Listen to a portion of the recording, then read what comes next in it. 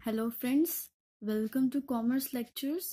आज मैं आपको कराने वाली हूँ class 11 business studies and the topic is cooperative society. बोलो चाहे कोऑपरेटिव ऑर्गेनाइजेशन बोलो। तो सबसे पहले मैं इसके बारे में आपको डेफिनेशन के बारे में बताती हूँ कि एक्चुअली में कोऑपरेटिव सोसाइटी क्या होते हैं। So, cooperative societies are a voluntary association of persons who join together for mutual help.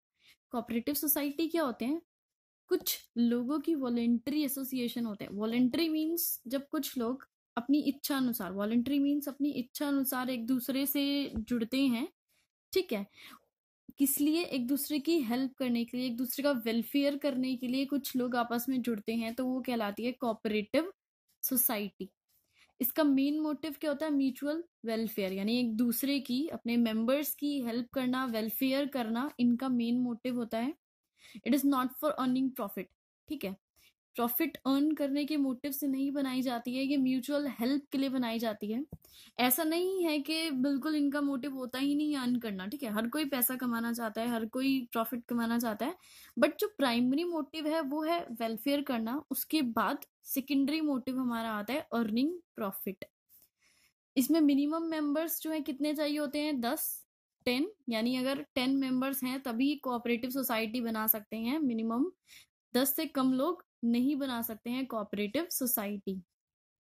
इसका जो रजिस्ट्रेशन है वो कंपलसरी है, यानी आपकी जो कोऑपरेटिव सोसाइटी है उसका रजिस्ट्रेशन कराना कंपलसरी है, आपको कराना ही पड़ेगा अंडर कोऑपरेटिव सोसाइटीज एक्ट 1912, ठीक है, ये इसका एक्ट है। इसके अकॉर्डिंग, इसके अंडर आपको रजिस्ट्रेशन कराना पड़ेगा अपना कोऑपरेटिव सोसाइटी का।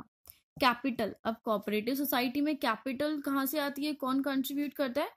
Contributed bye its members. जो 10 लोग हैं या जो 10 से ज्यादा लोग हैं वो सब लोग मिलकर आपस में कैपिटल कंट्रीब्यूट करेंगे कोऑपरेटिव सोसाइटी में। तो ये इसके बारे में मैंने आपको बता दिया कि कोऑपरेटिव सोसाइटीज क्या होती हैं, क्यों बनाई जाती हैं। फॉर एग्जाम्पल, मैं आपको एग्जाम्पल देती हूँ। जैसे आप इंडिविजुअली कोई मार्केट में चीज लेने जाते हैं, कुछ भी खरीदने जा रहे हैं, तो आपको वो काफी कॉस्टली पड़ेगी, बट तो इसलिए इसमें क्या किया जाता है, कोऑपरेटिव सोसाइटी में कुछ लोग आपस में मिलकर वॉलंटरली, यानी अपने इच्छा अनुसार, अपने कॉमन इंटरेस्ट के अकॉर्डिंग आपस में मिल जाते हैं, ग्रुप बना लेते हैं, कुछ कैपिटल कंट्रीब्यूट करते हैं, ठीक है, एक एसोसिएशन बना लेते हैं, और वो जो भी सामान उनका होता है वो खुद जो है डायरेक्ट होलसेलर से लेते हैं, ठीक है, बल्क में लेते हैं, क्योंकि सिंगल आप इंडिविजुअली कोई एक चीज खरीदते हैं आपको कॉस्टली पड़ेगी, बट अगर बीच के मिडिल मैन हटा दिए जाएं, डायरेक्ट आप काफी क्वांटिटी में होलसेलर से खरीद रहे हैं कोई सामान, तो आपको काफी ज्यादा सस्ती पड़ेगी वो चीज। तो इसीलिए बनाई जाती है कोऑपरेटिव सोसाइटीज। आगे हम पढ़ते हैं इसके फीचर्स के बारे में। Features of cooperative society. इसका फर्स्ट फीचर है वॉलंटरी एसोसिएशन, जो कि मैंने आपको डेफिनेशन में भी बताया था। वॉलंटरी यानी अपनी इच्छा अनुसार इसमें मेंबर्स ऐड हो सकते हैं।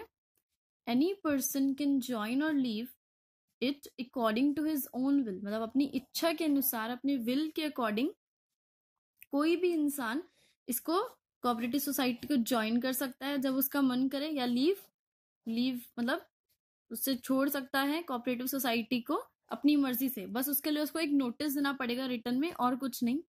Membership is open to all members irrespective of their caste और religion.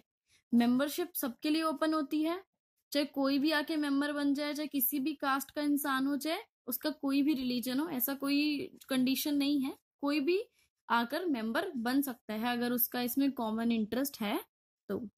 Second point is equal voting rights. अब इक्वल वोटिंग राइट्स क्या कह रहे हैं? 1 man is equals to 1 vote, यानी एक इंसान, एक इंडिविजुअल को सिर्फ एक वोट देने का राइट है, एक ही वोट वो दे सकता है। Every member get only 1 voting right irrespective of capital contributed by him. चाहे उसने कैपिटल 1 लाख लगाई है, चाहे 1 करोड़ लगाई है, कोई फर्क नहीं पड़ता, हर एक इंडिविजुअल को सिर्फ एक ही वोटिंग राइट मिलेगा, कैपिटल से कोई मतलब नहीं है। थर्ड पॉइंट आपका है सर्विस मोटिव, ठीक है। अब जो कोऑपरेटिव सोसाइटी होती है, इनका मोटिव क्या होता है? मैंने आपको डेफिनेशन भी बताया था, सर्विस प्रोवाइड करना। मेन मोटिव क्या है? वेलफेयर ऑफ इट्स मेंबर्स, अपने मेंबर्स का वेलफेयर करना, म्यूचुअल हेल्प करना। अर्निंग प्रॉफिट जो है सेकेंडरी मोटिव आता है, ठीक है, मतलब पहले मेन इनका एम ये है, अर्निंग प्रॉफिट बाद में है। Fourth point is separate legal entity. आपकी जो कोऑपरेटिव सोसाइटी है, इनकी सेपरेट लीगल एंटिटी है, यानी मैंने आपको बताया था रजिस्ट्रेशन कराना कंपलसरी है। आप लोगों ने कोऑपरेटिव सोसाइटी को रजिस्टर्ड करा लिया, तो रजिस्ट्रेशन के बाद क्या होगा, उस कोऑपरेटिव सोसाइटी को सेपरेट लीगल एंटिटी मिल जाएगी। सेपरेट मतलब अलग से एक लीगल एंटिटी, लीगली जो है सेपरेट हो जाएगी वो अपने मेंबर से। Cooperative society becomes separate from its members, यानी सेपरेट मतलब अलग अलग होना। कोऑपरेटिव सोसाइटी और मेंबर्स दोनों अलग माने जाएंगे, ठीक है, दोनों एक नहीं माने जाएंगे। अगर कोऑपरेटिव सोसाइटी में कोई मेंबर फ्रॉड करता है तो उस मेंबर को सू कर सकता है कोई थर्ड पार्टी। कोऑपरेटिव सोसाइटी के कोई केस नहीं होगा, क्योंकि कोऑपरेटिव सोसाइटी और मेंबर्स अलग हैं।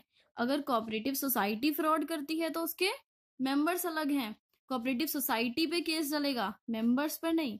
ऐसे ही कोऑपरेटिव सोसाइटी क्या कर सकती है, buy and sell property in its own name, मतलब अपने खुद के नाम पर कोई भी प्रॉपर्टी खरीद सकती है या बेच सकती है, ठीक है। मेंबर से कोई लेना देना नहीं है, क्योंकि मेंबर्स और कोऑपरेटिव सोसाइटी दो अलग अलग चीजें हैं।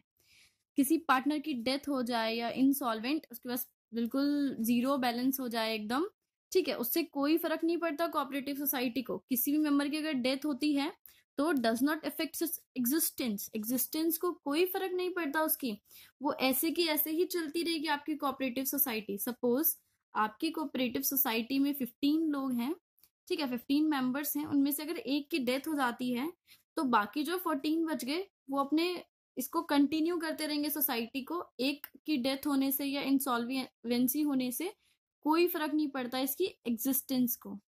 आगे हम पढ़ते हैं। Last point is limited liability. आपके जो मेंबर्स हैं कोऑपरेटिव सोसाइटी के, इनकी लाइबिलिटी क्या है, limited to the extent of capital contributed by them, यानी इनकी जिम्मेदारियां सिर्फ कहाँ तक है, जितनी उन्होंने कैपिटल कंट्रीब्यूट करी है, जितनी कैपिटल दी है उतनी ही इनकी जिम्मेदारी है बस। Their personal assets are not liable for paying off debts of cooperative society. Suppose cooperative society में कोई लॉस हो जाता है या डेट्स कुछ देने पड़ते हैं, ठीक है, तो जो मेंबर्स होंगे उनके पर्सनल एसेट्स से कोई लेना देना नहीं है। अब फॉर एग्जाम्पल आप देखिए, एक कोऑपरेटिव सोसाइटी है, अगर उसको किसी को 10 लाख रुपीस देने हैं, ठीक है, तो मेंबर्स आपका जो है, सपोज आपने 1 लाख कंट्रीब्यूट किया था स्टार्टिंग में, जो कंट्रीब्यूशन दिया था, तो आप कितना रिस्पॉन्सिबल होंगे, सिर्फ 1 लाख तक। 1 लाख के ऊपर एक रुपया भी आप नहीं देंगे आपके पर्सनल एसेट्स को बेचकर, आपको कोई लेना देना नहीं है। सिर्फ आपने जितनी कैपिटल कंट्रीब्यूट करी थी, आपकी लाइबिलिटी सिर्फ उतनी ही है, इससे ज्यादा कुछ भी नहीं है। तो इसमें मेंबर्स जो है इस चीज को लेके काफी सेफ है, उनको सिर्फ उनकी कैपिटल जितना ही रिस्क उठाना पड़ता है, इससे ज्यादा कुछ भी नहीं।